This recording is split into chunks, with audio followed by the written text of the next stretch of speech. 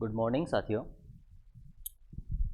आज हम ये प्रथम वर्ष के प्रथम प्रश्न पत्र जिसकी इकाई 3 और उसके अंतर्गत जो हमारा चैप्टर है वह है अशोक का धम्म एवं उसका प्रचार।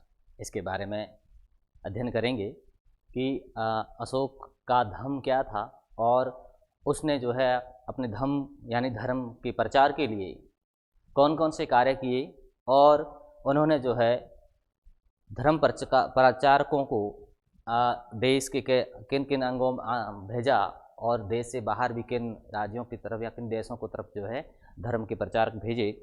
तो इस बारे में आज हम विस्तार से चर्चा करेंगे अशोक का धम्म एवं उसका प्रचार के बारे में। तो सबसे पहले थोड़ी इससे पूर्व की जानकारी संक्षिप्त में कि अशोक जब चंद्रगुप्त मौर्य ने मौर्य वंश की स्थापना की और अपना एक विशाल साम्राज्य अपनी सेना और चाणक्य की मदद से स्थापित किया और जब चंद्रगुप्त मौर्य की मृत्यु हो जाती है तो उसके मृत्यु के बाद जो है इसके विशाल साम्राज्य का उत्तराधिकारी बिंदुसार बनता है और बिंदुसार की मृत्यु के बाद जो है अशोक मौर्य साम्राज्य का शासक बनता है। अशोक जो है वह 273 ईस्वी पूर्व से लेके 236 ईस्वी पूर्व तक शासन करता है। अशोक 273 ईसा पूर्व से लेके 236 ईसा पूर्व तक जो है वह अशोक शासन करता है।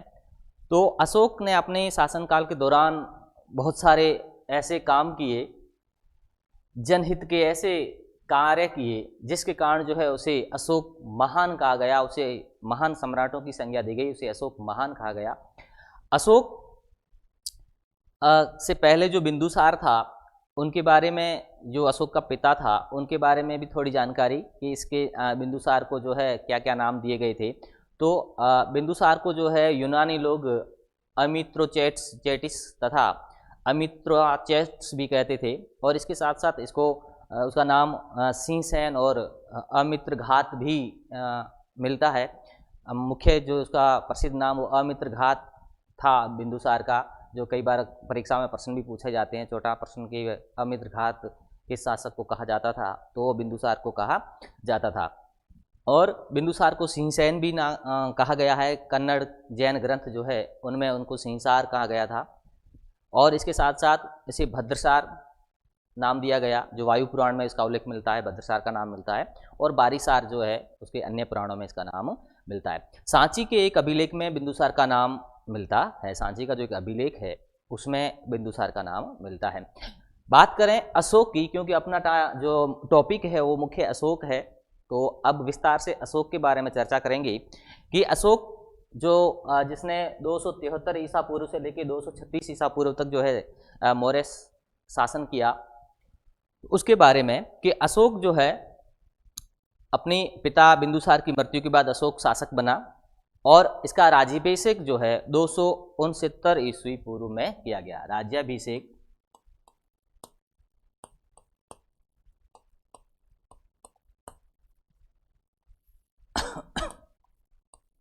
269 ईसा पूर्व किया गया।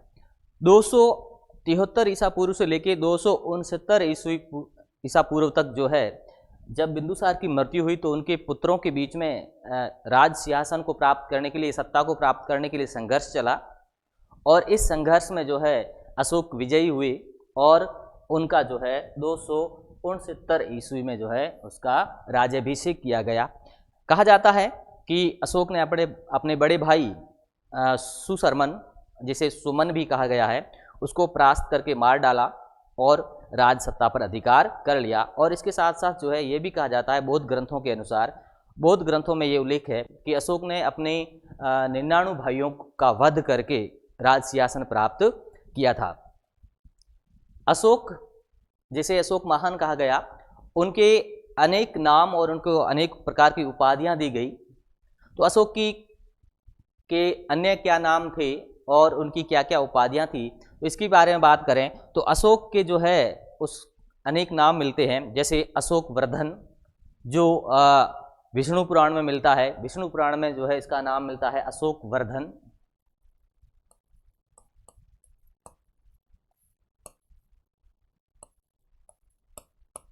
अशोक वर्धन, और ये मिलता है विष्णु पुराण में।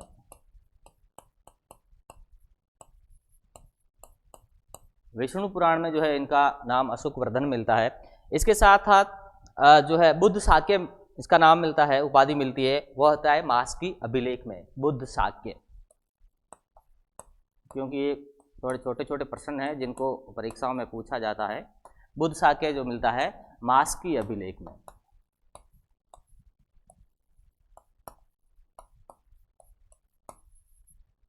मास्की अभिलेख में इसका नाम बुद्ध शाक्य मिलता है। और इसके साथ और भी नाम मिलते हैं, जैसे मगधाधिराज जो मगध का राजा भाब्रू लेख में, और पियदसी बराबर गुहा लेख में, और अशोक नाम जो है 4 उसके लघु शिलालेख है उनमें अशोक नाम मिलता है, वह है गुजरा, नेतुर, उदगिड़ला और मास्की। इनमें जो है अशोक का नाम मिलता है।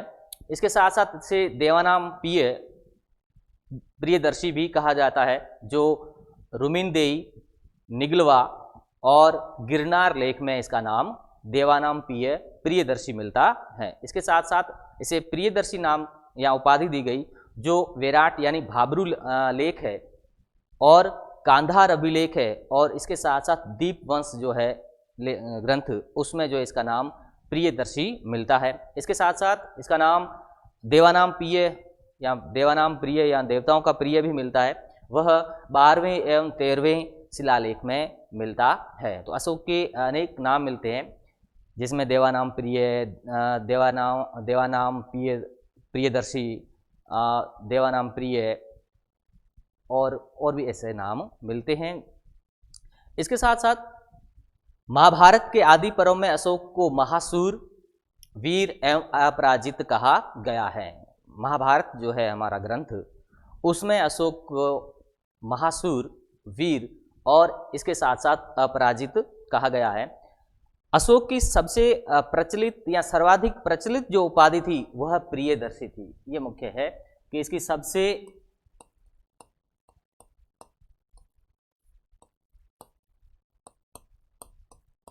प्रचलित उपाधि जो थी वह प्रियदर्शी थी। ये इसकी सबसे प्रचलित उपाधि थी, प्रियदर्शी। इसके साथ साथ इसे उज्जैनी करमौली भी कहा गया है। इसके साथ साथ इसको जो है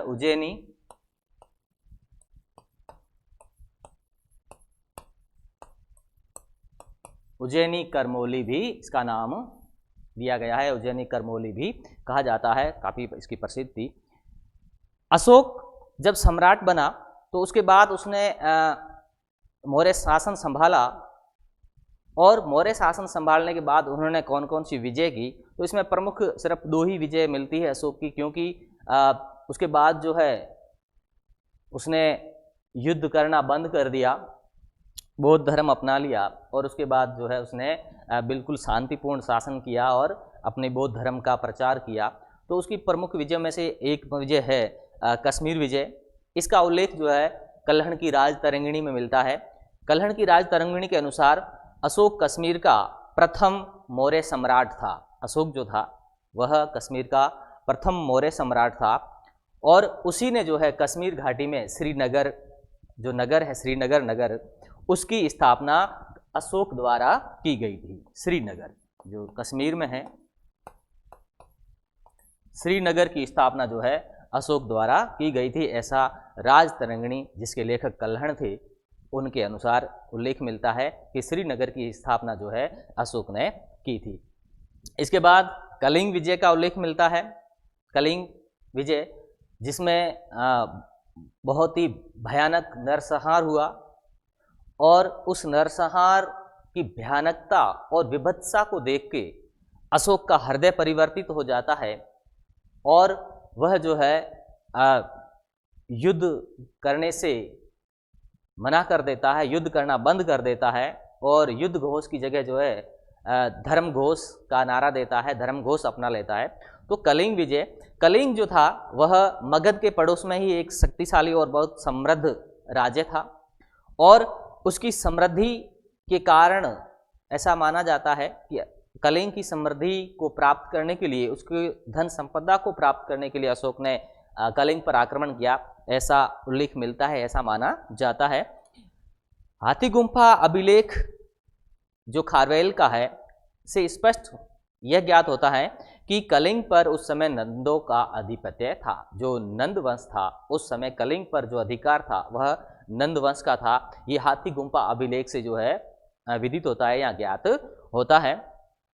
रोमिला थापर का मत है कि अशोक की नज़र कलिंग के समृद्ध व्यापार पर थी और इस युद्ध का उल्लेख 13वें शिलालेख शाहबाज गढ़ी का जो 13वां शिलालेख है जो राजाज्ञा है उसमें हुआ है। कलिंग पर जो आक्रमण किया उसका उल्लेख इस शाहबाज गढ़ी राजाज्ञा में प्राप्त होता है।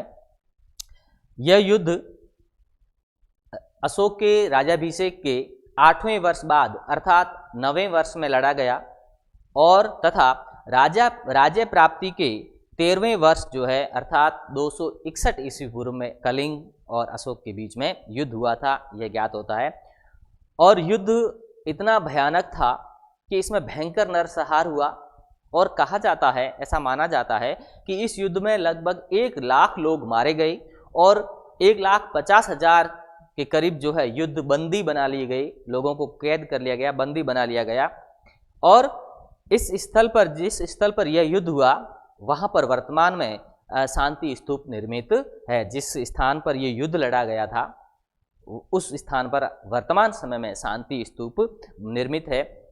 इस युद्ध की भीषणता, भीषण रक्तपात और हृदय विदारक दृश्य को देखकर अशोक का हृदय परिवर्तन हो गया। यानी इस युद्ध में इतनी भीषणता थी, इतनी हृदय विदारिता थी, ऐसे विभत्स दृश्य थे कि जहां भी नजर जाए वहां लाशों के ढेर लगे हुए थे, लाशों को चील कोए नोच रहे थे, कुत्ते श्वान जो थे वो लाशों को खा रहे थे, तो और घायलों की चित्कार हो रही थी। तो ऐसा विभत्स दृश्य, इतना भयानक मंजर देखकर कहा जाता है कि अशोक का हृदय परिवर्तित हो गया और उसने जो है कभी युद्ध न करने की प्रतिज्ञा ले ली कि मैं आज के बाद जो है कभी युद्ध नहीं करूंगा। तो उसकी भीषणता से जो है उसकी जो विजय नीति थी, जो युद्ध नीति थी वह पलटी और उसने जो है पहले जहां वह भौतिक विजय का समर्थक था, अब जो है वह जहां पहले युद्ध भेरी या भेरी घोष सुनाई पड़ता था वहां अब जो है धम विजय एवं धम घोष सुनाई पड़ने लगा। यानी उसने जो है युद्ध की बजाय जो है धर्म की ओर उसका उन्मुख हुआ और युद्ध के बजाय धर्म को महत्व देने लगा।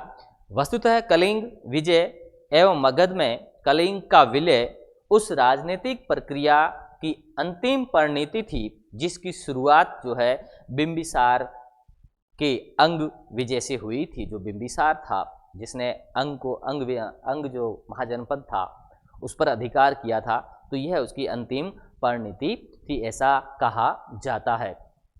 अब अशोक का धर्म परिवर्तन किस प्रकार हुआ ये तो हम जानते हैं कि कलिंग युद्ध के पूर्व जो है अशोक अपने पिता के समान ब्राह्मण धर्म का उपासक था और राजतरंगिणी के अनुसार वह शैव भगत था। यानी अशोक के पिता जो बिंदुसार थे और उसके दादा चंद्रगुप्त थे वो ब्राह्मण धर्म को मानने वाले थे। लेकिन जब युद्ध हुआ कलिंग का तो उसके बाद जो है वह धर्म परिवर्तित कर लेता है और राजतरंगिणी के अनुसार जो है अशोक शैव धर्म मानने वाला था, शैव भक्त था। उसे हिंसा और पशुवध से कोई घृणा नहीं थी। यानी पूर्व में जो है उसे हिंसा और जो पशुवध किया जाता था राजकीय उत्सवों में या यज्ञों की बलि देने के लिए या खान पान में जो पशुओं का वध किया जाता, क्योंकि अशोक स्वयं मांसाहारी था पूर्व में, तो इसके पास जो रसोई थी उसमें जो है बहुत सारे पशुओं का वध किया जाता, पशु पक्षियों का वध किया जाता था। लेकिन उसने जो है बाद में ये सब बंद कर दिया। और उसके जो भोजनालय में प्रतिदिन कई पशुओं का वध होता था, किंतु कलिंग विजय के बाद जो है वह बदल गया और महात्मा बुद्ध की शिक्षा से बहुत प्रभावित हुआ और उसने बौद्ध धर्म स्वीकार कर लिया। तो कलिंग विजय जो है एक बहुत ही परिवर्तन लाने वाला युद्ध था, जिससे जो है एक सम्राट जो युद्धों में रत रहता था, जो युद्ध करना जिसके लिए आनंददायक होता था, आखेट करना, आखेट विहार करना, शिकार करना, ये उनके शौक हुआ करते थे। लेकिन कलिंग विजय के बाद जो है उसने ये सब बंद करवा दिया और महात्मा बुद्ध के उपदेश और उनसे वह इतना प्रभावित हुआ कि उसने जो है बौद्ध धर्म स्वीकार कर लिया। सिंहली अनुश्रुतियाँ जो है उसे बौद्ध धर्म में दीक्षित करने का श्रेय जो है न्यू ग्रोथ को देती है। यानी बौद्ध धर्म में इसे किसने दीक्षित किया, तो सिंहली अनुश्रुतियों के अनुसार जो है न्यू ग्रोथ ने जो है इसको बौद्ध धर्म में दीक्षित किया। न्यू ग्रोथ का नाम मिलता है कि सिंहली अनुश्रुति के अनुसार जो है अशोक को न्यू ग्रोथ ने बौद्ध धर्म की दीक्षा दी या बौद्ध धर्म में दीक्षित किया। इसके साथ साथ इसके पश्चात जो है मोगलीपुत्तिस के प्रभाव से अशोक पूर्ण रूप से जो है वह बौद्ध बन गया। इसके बाद दिव्यावदान व हैंसवांग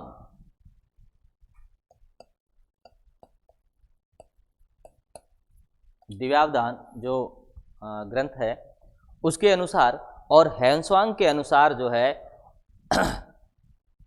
अशोक की दीक्षा जो है बाल पंडित नामक एक व्यापारी के प्रभाव के कारण जो है उसने बौद्ध धर्म स्वीकार कर लिया। दूसरा नाम मिलता है बाल पंडित।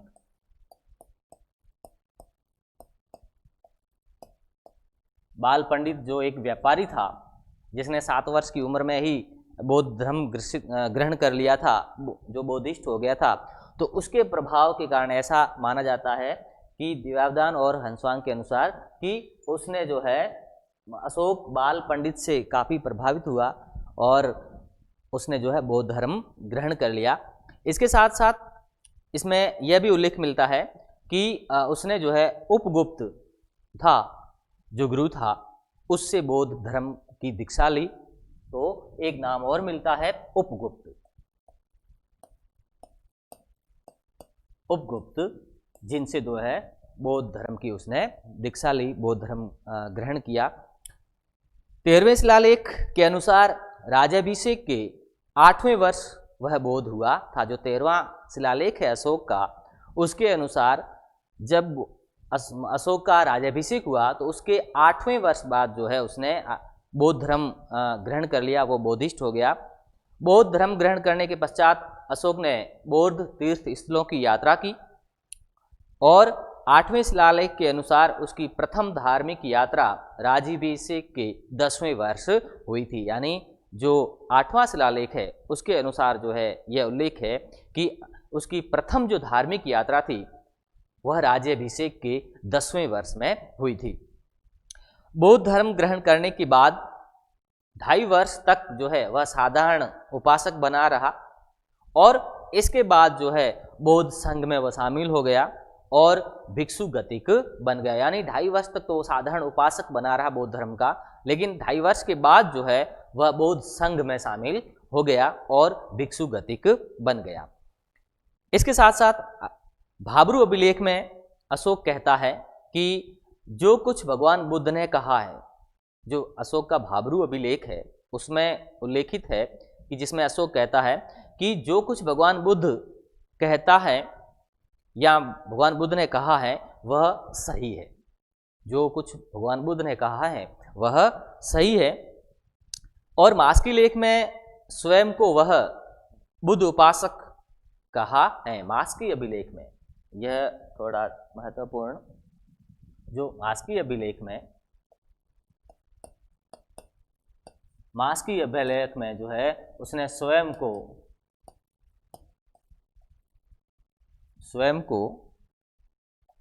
बुद्ध उपासक कहा है। स्वयं को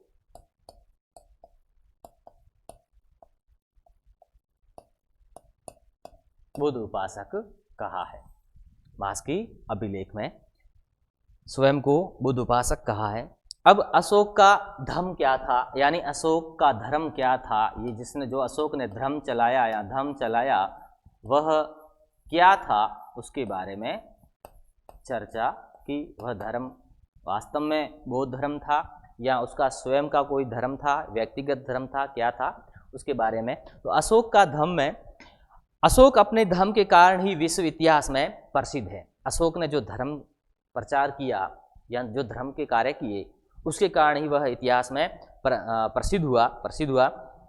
अशोक के अभिलेखों में धम्म शब्द का प्रयोग किया गया है। इस धम्म पर विभिन्न विद्वानों में मतभेद है। कोई इसे अशोक का व्यक्तिगत धर्म मानता है, तो कोई बौद्ध धर्म मानता है, तो कोई कुछ अन्य धर्म मानता है।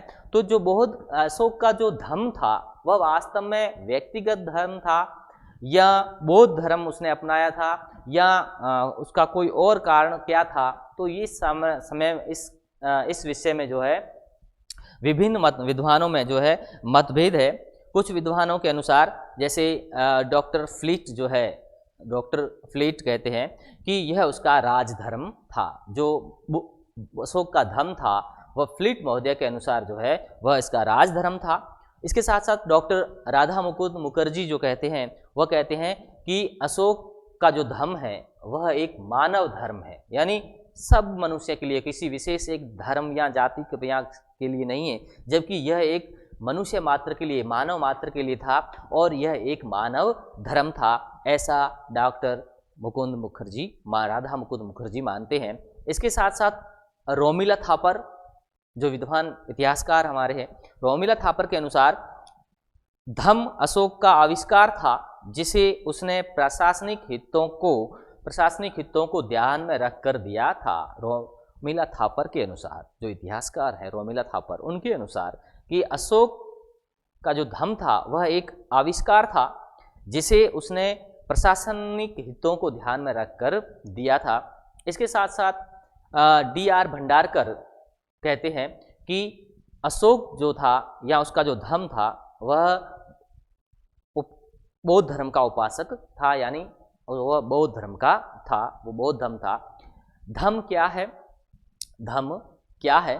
तो अशोक अपने दूसरे स्तंभ लेख में स्वयं से पूछता है, यानी धर्म क्या है या धर्म क्या है, तो इसका उल्लेख जो है वह अपने दूसरे स्तंभ लेख में करते हैं और इस स्तंभ लेख में वह अपने स्वयं से प्रश्न पूछता है कि कियचु धमे,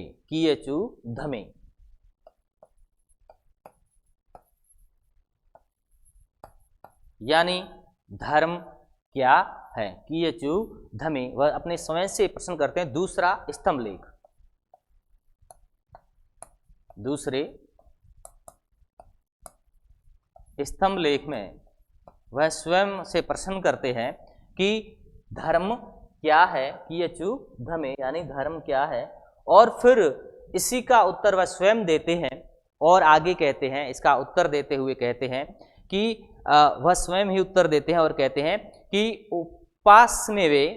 उपासिनवे बहुकथानि दया दान सचे सोचे आदि धर्म, अर्थात धर्म का अर्थ है, वह स्वयं उत्तर देते हुए कहते हैं धर्म का अर्थ है उपासनीय यानी पापहीनता, बहुकथान यानी बहुकल्याण यानी जन का कल्याण, बहुकल्याण, दया, दान, सत्यता और शुद्धि, यह जो है धर्म है। यानी धर्म क्या है, तो अपना स्वयं उत्तर देते हुए कहते हैं कि पापहीनता, जन कल्याण, दया, दान, सच और अपनी स्वयं शुद्धि, यह जो है वह धर्म है।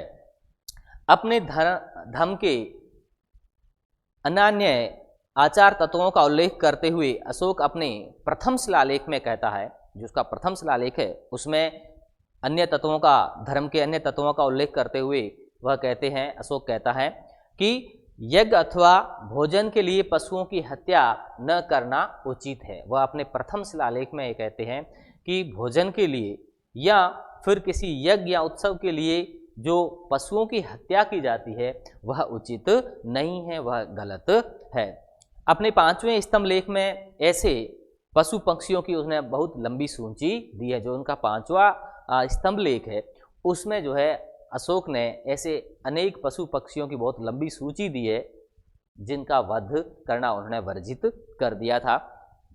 इसके साथ साथ अशोक का जो धर्म था उसका मुख्य सिद्धांत था, यानी उसके मुख्य सिद्धांत क्या थे, तो उसके सिद्धांत थे कि जैसे माता पिता, गुरु और बड़े बूढ़ों का उचित आदर करना, यह सिद्धांत था। और इसके साथ साथ जो है मित्र, पड़ोसी और जाति संबंधियों तथा दास, भृतकों और ब्राह्मण श्रमणों के साथ सम्यक व्यवहार करना। सम्यक व्यवहार यानी उचित व्यवहार करना। जो दास है, जो ब्राह्मण श्रमिक है या जो भृतक है, उनसे जो है अच्छा व्यवहार किया जाए, यह उसका सिद्धांत था। इसके साथ वह सप्तम शिलालेख में संयम, भाव शुद्धि, कृतज्ञता और दृढ़ भक्ति पर जोर दिया गया है। उन्होंने जो है 7वें शिलालेख में जो है उसने संयम, भाव शुद्धि और कृतज्ञता और दृढ़ भक्ति पर उन्होंने जोर दिया है।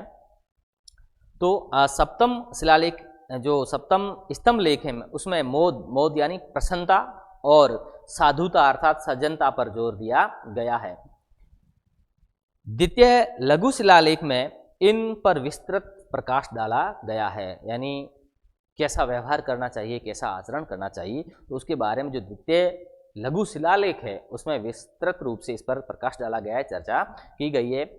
देवानाम पिय यानी अशोक कहते हैं, स्वयं कहते हैं कि माता पिता की सेवा करनी चाहिए, जीव हिस्सा से बचना चाहिए। माता पिता है जिन्होंने हमें जन्म दिया है, उनकी सेवा करनी चाहिए और जीव हिस्सा से बचना चाहिए। सत्य बोलना चाहिए, झूठ नहीं बोलना चाहिए, सत्य बोलना चाहिए। धर्म के इन गुणों का प्रचार करना चाहिए। जो धर्म के ये गुण हैं कि माता पिता की सेवा करना और सत्य बोलना और जीव हत्या नहीं करना, जो धर्म के या धर्म के जो गुण है इनका प्रचार करना चाहिए और अपने जाति भाइयों के साथ उचित व्यवहार करना चाहिए। यही प्राचीन धर्म की रीति है। इससे आयु बढ़ती है और इसके अनुसार मनुष्य को आचरण करना चाहिए। अशोक के अनुसार दुर्गुण तथा जो कुवृत्तियां हैं, जो दुर्गुण हैं और जो कुवृत्तियां हैं वह धर्म के मार्ग में बाधा का काम करती है। इसलिए अशोक ने एक और बात कही कि इन दुर्गुणों और कुवृत्तियों को जो है मनुष्य को त्याग करना चाहिए, वह और आत्मनिरीक्षण करना चाहिए, क्योंकि आत्मनिरीक्षण से जो है आत्म शुद्धि होती है। क्योंकि जब हम अपने आप में स्वयं के भीतर देखते हैं कि हमारे अंदर कौन कौन से गुण हैं या क्या कमियां हैं, जब हम उसका विवेचन करते हैं तब जो है हमारे अंदर की जो कमियां होती है वह दूर हो जाती है और हम जो है अच्छे बन जाते हैं। तो उसी प्रकार अशोक ने भी कहा कि इन कुप्रवृत्तियों को या कुवृत्तियों से और इन दुर्गुणों से बचने के लिए आत्मनिरीक्षण करना चाहिए, अपने स्वयं को देखना चाहिए। तो ये दुर्गुण गुण कौन से थे जिनसे अशोक ने बचने की सलाह दी? तो ये दुर्गुण थे जैसे चंडीय यानी उग्रता, जो उग्र हो जाता है स्वभाव, मनुष्य का स्वभाव के अंदर जो अवगुण होता है कि वह छोटी छोटी बातों में कई बार उग्र हो जाता है, तो ये चंडीय अर्थात उग्रता। निठुल्य यानी निष्ठुरता और क्रोध, मान और ईर्ष्या, ये जो मनुष्य के अवगुण हैं और अशोक के अनुसार इन अवगुणों से जो है मनुष्यों को दूर रहना चाहिए। अशोक ने अपने धर्म के प्रचार के लिए क्या क्या कार्य किए? तो उसके अनुसार अशोक का धर्म प्रचार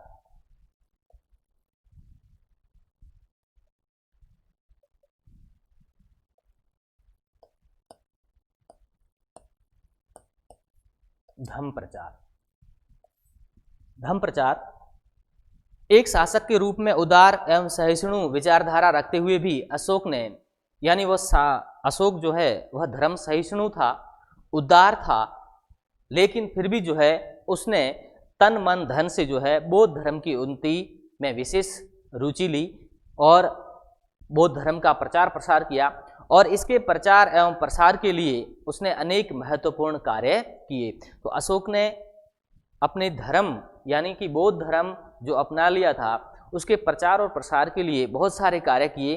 तो उन्होंने अपने धर्म प्रचार के लिए कौन कौन से कार्य किए उसमें देखें तो एक पहला होता है धर्म यात्रा। प्रचार के लिए जो है उसने कई महत्वपूर्ण कार्य किए, जिसमें से जैसे धर्म यात्रा। अशोक ने राज्याभिषेक के 10वें वर्ष बाद जो है विहार यात्रा को बंद करवा दिया, यानी जो विहार आखेट विहार यानी शिकार करना आदि के लिए यात्राएं की जाती थी, तो जो है अशोक ने अपने राज्याभिषेक के 10वें वर्ष जो है विहार यात्राओं को बंद करवा लिया और इसके स्थान पर उसने धर्म यात्रा करना शुरू कर दिया, प्रारंभ कर दिया। बौद्ध अनुश्रुति के अनुसार उसने उपगुप्त के साथ बौद्ध तीर्थों की यात्रा की। उसके अभिलेखों के अनुसार बुद्ध के जीवन से संबंधित महत्वपूर्ण स्थानों, जो बुद्ध के जीवन से संबंधित महत्वपूर्ण स्थान थे, उनकी अशोक ने यात्रा की। तो कौन कौन से स्थान थे? तो वह थे संबोधि, गया, लुम्बिनी, कपिलवस्तु, श्रावस्ती, कुशीनगर आदि की अशोक ने यात्राएं की थी, जो महात्मा बुद्ध के जीवन से संबंधित स्थान थे, उनकी उन्होंने यात्राएं की। ऐसा अभिलेखों में उल्लेखित है, अशोक ने स्वयं उल्लेख किया है इनका। इसके साथ साथ सैनिक विजय का परित्याग, दूसरा जो उसने धर्म प्रचार का कार्य किया वह था सैनिक विजयों का परित्याग। धर्म यात्रा में सबसे पहले की बात करें तो सबसे पहले जो है अशोक गया की यात्रा की थी। ये याद रखना, सर्वप्रथम जो कई बार कंपटीशन में प्रश्न भी पूछे जाते हैं कि सर्वप्रथम उन्होंने जो है किस स्थान की यात्रा की थी, तो सर्वप्रथम अशोक ने गया जो था वह गया था, उसकी यात्रा की थी। तो दूसरा है सैनिक विजयों का परित्याग। अशोक ने बौद्ध धर्म अपनाने के बाद, जो कलिंग युद्ध के बाद उन्होंने बौद्ध धर्म अपनाया था, ये हम पूर्व में उल्लेखित कर चुके हैं। तो जो है अशोक ने कलिंग विजय के बाद युद्ध के स्थान पर धर्म घोष की घोषणा की थी और धर्म घोष को महत्व दिया था। तो इसके अनुसार उन्होंने जो है सैनिक विजयों का परित्याग कर दिया और इसके 13वें शिलालेख में, जो अशोक का 13वां शिलालेख है,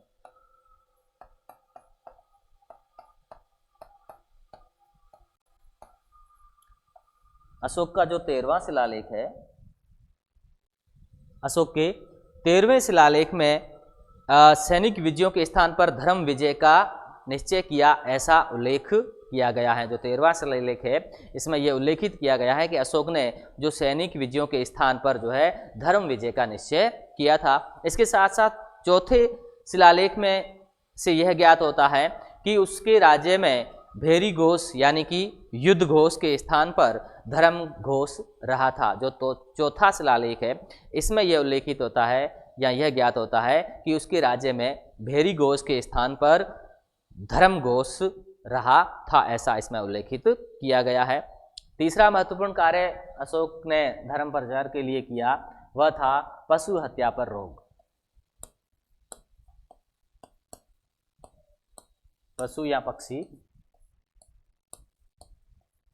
हत्या पर रोक। इन्होंने जो है बौद्ध धर्म ग्रहण कर लिया, तो उसके बाद जो है इन्होंने अहिंसा परमो धर्म अपनाया और अहिंसा को ही मुख्य रूप से अपने जीवन में उतारा। तो इसी अहिंसा के कारण जो है उन्होंने पशु पक्षियों आदि के वध पर रोक लगा दी। अपने राज्य में इनको हत्या करना वर्जित कर दिया, पशुओं की हत्या करना, चाहे वो क्योंकि उस समय यज्ञ आदि होते थे तो उनमें हजारों पशुओं की बलि दी जाती थी, या जो राजकीय उत्सव होते थे उसके दौरान भी अनेक पशु पक्षियों का वध किया जाता था। तो अशोक ने जो है बौद्ध धर्म अपनाने के बाद एक महत्वपूर्ण कार्य यह किया कि उसने जो है इन पशु हत्या पर रोक लगा दी। जहां वह स्वयं मांसाहारी था पहले और उसकी रसोई में प्रतिदिन हजारों पशुओं का वध होता था, तो उसने भी मांस का परित्याग कर दिया और अपनी रसोई में पशु हत्या पर रोक लगा दी। इसके साथ साथ उसने जो है अपने साम्राज्य में भी पशु हत्या और पक्षी हत्या पर रोक लगा दी और इसके साथ साथ पशु पक्षी हत्या को जो है दंडनीय अपराध घोषित कर दिया कि अगर कोई भी व्यक्ति पशु पक्षियों की हत्या करेगा तो उसे कठोर दंड दिया जाएगा, ऐसा उन्होंने आदेश दे दिया। इसके साथ साथ दिव्य रूपों का दर्शन, चौथा जो उसने कार्य किया वह था दिव्य रूपों का दर्शन। दिव्य रूपों का दर्शन अशोक इसके चौथे विशाल लेख से, इसका जो चौथा विशाल लेख है, इससे यह ज्ञात होता है कि अशोक ने मनुष्यों को विमान दर्शन, हस्ती दर्शन, अग्नि स्कंद आदि दिव्य रूपों का दर्शन कराया और इन दिव्य झांकियों को देखकर लोगों के मन में स्वर्ग प्राप्ति की कामना या इच्छा जागृत हुई, उत्पन्न हुई होगी तथा इस कदम से बौद्ध धर्म का काफी प्रचार प्रसार बढ़ा था। यानी दिव्य रूपों का झांकियों के माध्यम से दर्शन कराया गया आम जनता को, जिससे जो है आम जनता के मन में धर्म की भावना उत्पन्न हुई और उन्हें जो स्वर्ग की कामना करने लगे और इसके अशोक के इस कार्य से जो है बौद्ध धर्म का बहुत प्रचार प्रसार हुआ। इसके साथ उन्होंने अलग और कार्य किया, धर्मानुशासन।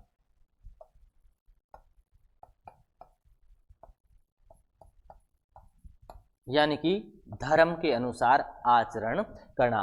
अब अशोक अपने धर्म के अनुशासन की लोगों को जानकारी देने के लिए उसे प्रकाशित कराया और अपने पदाधिकारियों को आदेश दिए कि वे इसका प्रचार करें, क्योंकि अशोक ने जो है अपने धर्म के नियमों को, कि उसके सिद्धांत क्या क्या है, उनको अनेक शिलालेखों पर, स्तंभ लेखों पर, गुहा लेखों पर उत्कीर्ण कराया, जिससे जो है आम जनता को वह सिद्धांत समझ में आए या उन सिद्धांतों को वो पढ़ सके, समझ सके। और इसके साथ साथ जो है उन्होंने अनेक पदाधिकारियों की भी नियुक्ति की जो है इन सिद्धांतों को जनता को बताए, जनता के सामने रखे और इसका प्रचार प्रसार करे, ऐसे अधिकारियों की भी नियुक्ति की। चौथे शिलालेख से ज्ञात होता है कि उसने राजुकों, प्रादेशिकों और युक्तों को आदेश दिया, जो अधिकारी थे, जिसे राजुक कहा जाता था, प्रादेशिक कहा जाता था और युक्त कहा जाता था, तो इनको आदेश दिया कि वे प्रति पांचवें वर्ष जो है वह लोगों के बीच में जाए और लोगों को धर्मानुशासन का ज्ञान दे, यानी धर्म के अनुसार किस प्रकार आचरण किया जाए। इनको ये आदेश दिया राजुकों को, प्रादेशिकों को और युक्तों को कि प्रति 5वें वर्ष वो जनता के बीच में जाए, लोगों के बीच में जाए और इन धर्म को समझाने का, उनको ज्ञान देने का कार्य करे। इसके अलावा अशोक ने धर्म महामात्रों की नियुक्ति की। छठा अशोक का कार्य था धर्म प्रचार के रूप में, वह था धर्म महामात्रों की नियुक्ति। इन्होंने जो है अपने धर्म प्रचार के लिए धर्म महामात्रों की नियुक्ति की और यह कार्य जो है राज्याभिषेक के 13वें वर्ष किया। राज्याभिषेक के 13वें वर्ष उन्होंने जो है धर्म महामात्रों की नियुक्ति की और ये सब धर्म के लिए नियुक्त किए गए थे। और इनका मुख्य कार्य क्या था? तो इन धर्म महामात्रों का मुख्य कार्य था धर्म की स्थापना करना, धर्म की देखरेख करना, धर्म की वृद्धि करना तथा धर्मानुसार आचरण करने वाले लोगों के सुख और हित का ध्यान रखना। ये इनका मुख्य कार्य था, जिनको अशोक द्वारा नियुक्त किया गया था। इसके अलावा निजति और धर्म श्रावण 7वां है इसका कार्य, वह था निजति एवं धर्म श्रावण।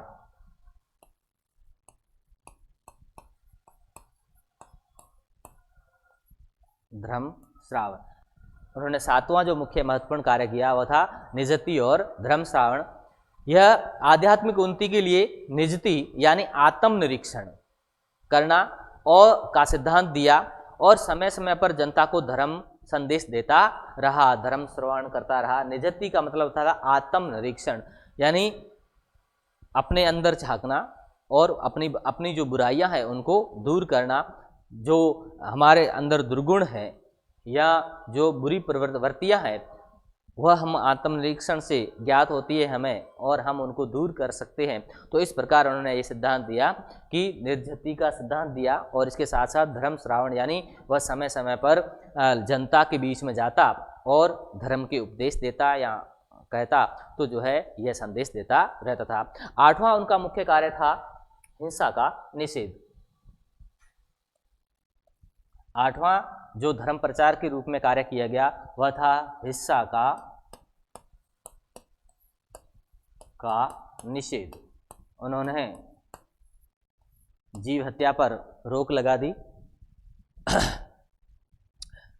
अहिंसा धम्म का मूल मंत्र था। अशोक का जो धम्म था उसका मूल मंत्र अहिंसा था, इसलिए उसने जीव हत्या पर रोक लगा दी। उसने पाकशाला, राजकीय यज्ञों तथा उत्सवों पर जो पशु हत्या की जाती थी बंद करवा दिए। पशु पक्षियों की हत्या को दंडनीय घोषित कर दिया। इसके बाद नवा जो है वह है परोपकार के कार्य।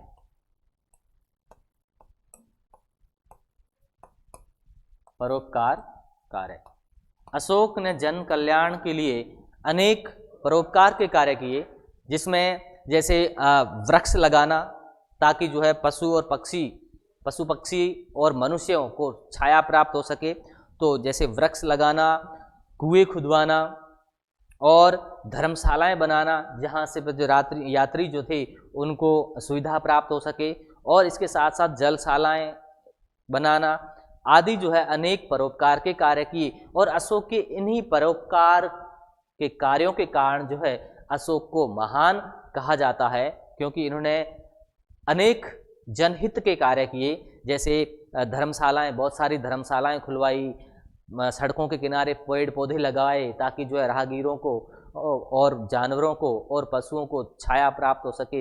इसके साथ साथ मार्गों के किनारे जो कुएं खुदवाए ताकि जो है पानी मिल सके। तो ऐसे बहुत सारे जनहित के कार्य किए, जिससे जो है अशोक महान कहलाया परोपकार के कार्यों के कारण। फिर जो है धार्मिक अभिलेख, 10वां कार्य जो उनका था वह था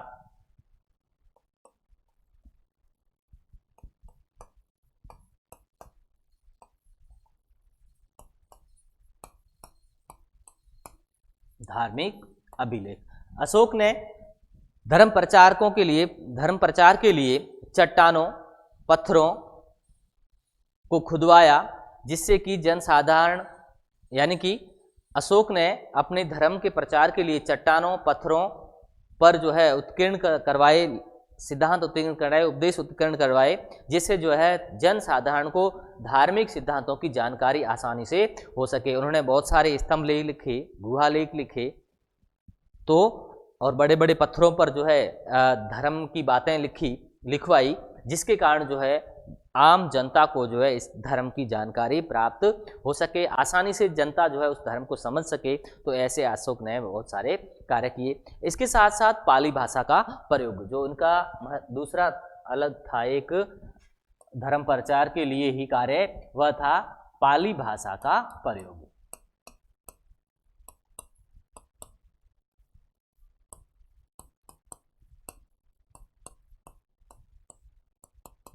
महात्मा बुद्ध ने भी पाली भाषा को अपनाया, पाली भाषा में ही उपदेश दिए, और बौद्ध के ग्रंथ जितने भी है, बुद्ध ग्रंथ है, वह भी पाली भाषा में लिखे गए। और यहाँ तक कि अशोक ने भी पाली भाषा का प्रयोग किया। क्यों? क्योंकि कारण यह था कि उस समय जनसाधारण की जो भाषा थी, आम जनता की जो भाषा थी, वह पाली थी। तो इन्होंने अपने सिद्धांत जो है पाली भाषा में दिए ताकि आम जन को जो है आसानी से समझ में आ सके, क्योंकि आम जन की भाषा पाली थी और संस्कृत सभी की समझ में आए ऐसा नहीं था। तो इस कारण जो है इन्होंने पाली भाषा को ही अपनाया और पाली भाषा में ही उपदेश दिए और धर्म का प्रचार किया, जिससे जो है जनसाधारण आसानी से समझ सके। इसके अलावा उन्होंने एक और कार्य किया, वह था तृतीय बौद्ध संगीति का आयोजन।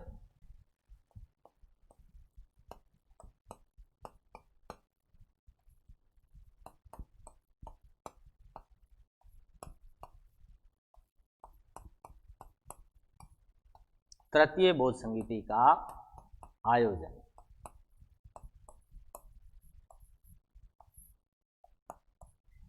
जो महात्मा बुद्ध ने बौद्ध धर्म की स्थापना की थी, और उसके महात्मा बुद्ध के बाद जो है बौद्ध धर्म में आपस में मतभेद उत्पन्न हो गए थे, और इन मतभेदों को दूर करने के लिए अशोक ने तृतीय बौद्ध संगीति का आयोजन किया, ताकि जो धर्म के मतभेद है उनको दूर किया जा सके और इसे जो है वापस संगठित किया जा सके। उसको संगठित करने के लिए उन्होंने तृतीय बौद्ध संगीति का आयोजन किया, और यह आयोजन जो है वो पाटलिपुत्र में हुआ था। तृतीय बौद्ध संगीति जो है वह पाटलिपुत्र, जो उस समय अशोक की राजधानी थी, पाटलिपुत्र में किया गया था, और इस आयोजन की अध्यक्षता जो है वो मोगलीपुत्र तिस ने की थी। अध्यक्ष जो था ये था स्थान पाटलिपुत्र में। तृतीय बौद्ध संगीति का आयोजन जो है पाटलिपुत्र में किया गया, और इसका अध्यक्ष जो था वह था मोगलीपुत्र तिस।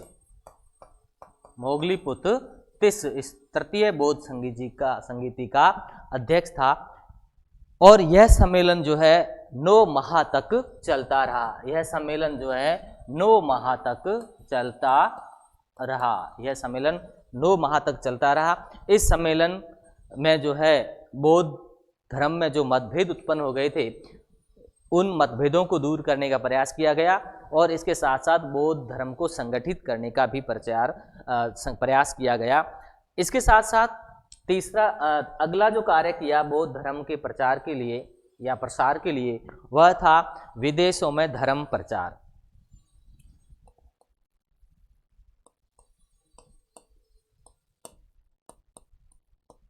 विदेशों में धर्म प्रचार। अशोक ने तृतीय बौद्ध संगीति के बाद जो है यह तय किया गया कि बौद्ध धर्म का प्रचार और प्रसार किया जाए, और इसके लिए अशोक ने अनेक जो बौद्ध धर्म के उपासक थे, जो बड़े विद्वान थे, उनको देश के विभिन्न भागों में भेजा, और यहाँ तक कि विदेशों में भी जो है बौद्ध धर्म के प्रचार के लिए, जहाँ बौद्ध धर्म नहीं फैला था, जहाँ बौद्ध धर्म का प्रचार नहीं हुआ था, तो अपने बौद्ध धर्म के प्रचार के लिए जो है उन्होंने सिर्फ देश में ही नहीं बल्कि विदेशों में भी इसका प्रचार प्रसार करने के लिए अनेक विद्वानों को भेजा। तो बौद्ध धर्म के कौन कौन से विद्वान किस किस क्षेत्र में भेजे गए, उसके बारे में हम जानकारी लेते हैं कि बौद्ध आचार्य जिनको देश के अंदर और देश के बाहर बौद्ध धर्म के प्रचार और प्रसार के लिए भेजा गया, तो वह बौद्ध धर्म के विद्वान या प्रचारक थे, कौन कौन से और किस किस जगह पे गए थे, तो उसके बारे में हम बताते हैं आपको। एक जैसे मंजतिक,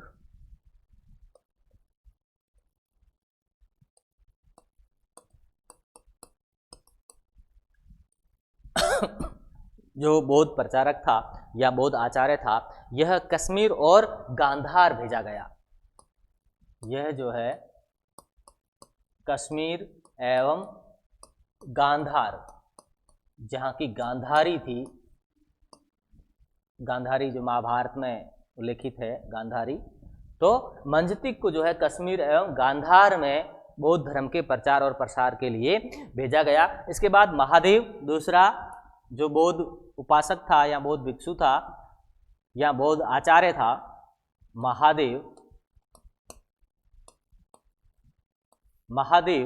महादेव को भेजा गया महिष मंडल यानी मैसूर, जो वर्तमान मैसूर है, वहां पर जो है इनको भेजा गया।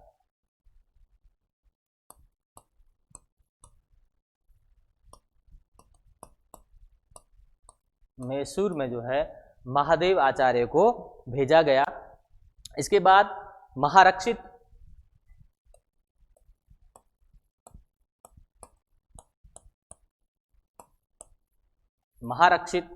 जो महारक्षित आचार्य था, जो बौद्ध आचार्य था, उसे जो है यवन राज्य भेजा गया। यह जो गया यवन राज्य महारक्षित को भेजा गया। इसके बाद धर्मरक्षित चौथा आचार्य,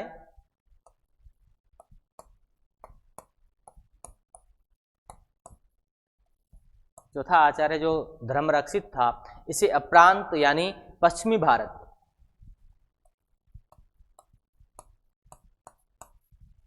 अप्रांत यानी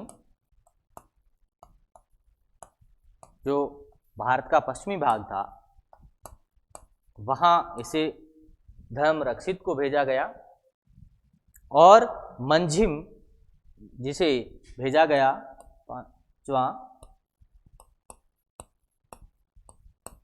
मंझिम जिसे भेजा गया हिमालय क्षेत्र में, हिमालय जो प्रदेश था वहां भेजा गया मंझिम को, हिमालय प्रदेश।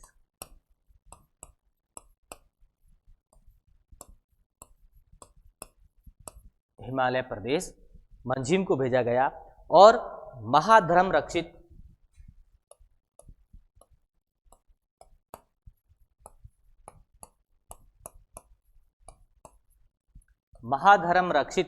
इनको जो है महाधर्म रक्षित को महाराष्ट्र में भेजा गया, महाराष्ट्र में बौद्ध धर्म के प्रचार और प्रसार के लिए महारक्षित को भेजा गया। इसके बाद रक्षित, सातवां रक्षित बौद्ध आचार्य, रक्षित बौद्ध आचार्य को जो है वनवासी यानी उत्तरी किनारा जो था वहां भेजा गया, वनवासी से उत्तरी किनारा भारत का जो था, उत्तरी किनारा, यहां पर जो है वनवासी जो उत्तरी भाग था वहां पर रक्षित को भेजा गया। इसके बाद सोन और उत्तरा को जो है, आठवां सोन एवं उत्तरा, सोन एवं उत्तरा को जो है स्वर्ण भूमि,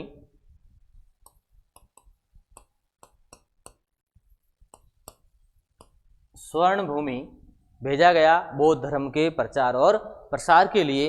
इसके बाद महेंद्र और संघमित्रा जो अशोक के पुत्र और पुत्री थी,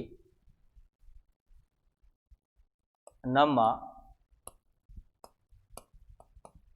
महेंद्र एवं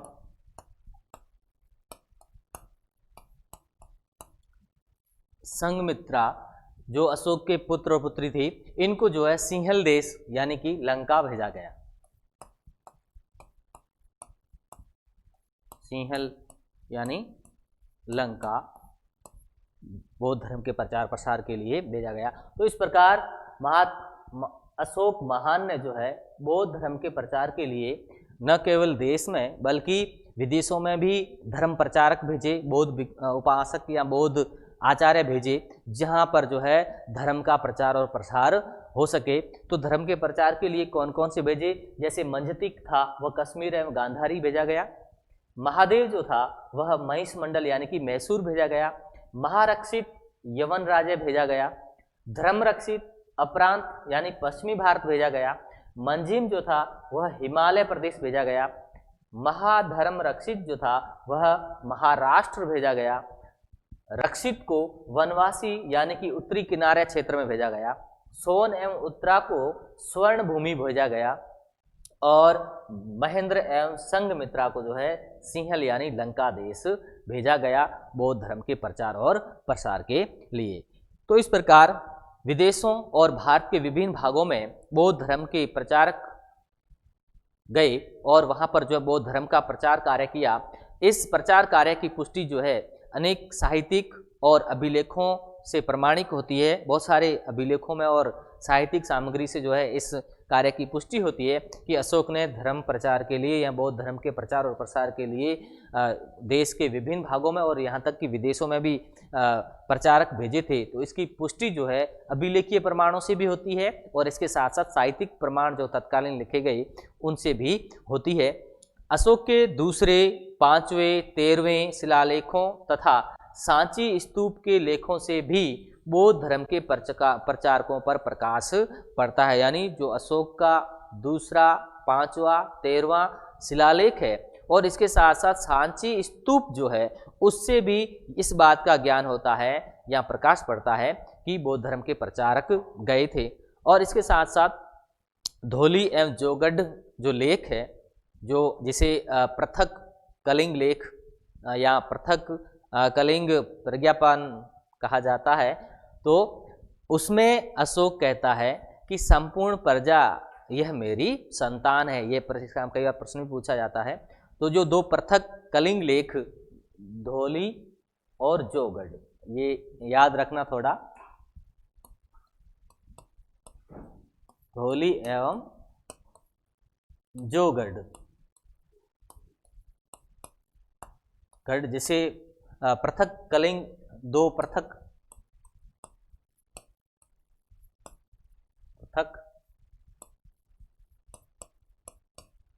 कलिंग प्रज्ञापक कहा जाता है। इनमें अशोक कहता है कि संपूर्ण जनता, संपूर्ण जन या प्रजा, संपूर्ण प्रजा मेरी संतान है। संपूर्ण प्रजा जो है वो मेरी संतान है। तो इस प्रकार अशोक जो है अपनी जनता को अपनी संतान के समान मानता था और उसके लिए बहुत सारे कार्य किए, बौद्ध धर्म के प्रचार और प्रसार के लिए बहुत सारे कार्य किए। तो आज हमने विस्तृत से चर्चा की कि अशोक का धर्म क्या था और उसने उसके प्रचार और प्रसार के लिए कौन कौन से कार्य किए। अगला टॉपिक अगली क्लास में, तब तक के लिए नमस्कार, धन्यवाद।